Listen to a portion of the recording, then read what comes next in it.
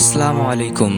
যশোর জেলা শার্শা থানার ১ নং ডিহি ইউনিয়নের বাউন্ডারি গ্রামের একটি বাড়িতে বিচুলি গাদায় প্রথমে আগুন ধরার পর গোয়াল ঘরে আগুন ধরে যায়।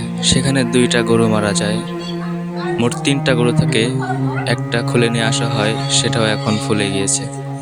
পরিবারের সবাই হাহাকার এবং কান্নার ঢল পড়ে এই বাড়িতে। আগুনটা ধরেছে রাত ২টার দিকে।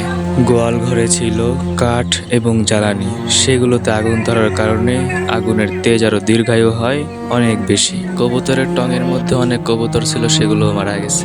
পরবর্তীতে ফায়ার সার্ভিস আসে বেনাপোল থেকে। তারপর ফায়ার সার্ভিসের ইউনিট অবশেষে এই আগুন নেভাতে সক্ষম হয়। এই ঘটনা ঘটে ২ ফেব্রুয়ারি ২০২৬ রাত ২টার দিকে। গভীর রাতে আগুন ধরার কারণে তেমন কেউই জানতে পারেনি যে বাড়িতে কি হচ্ছে। আল্লাহ তাআলা ছাড় দেন, কিন্তু কখনোই ছেড়ে দেন না।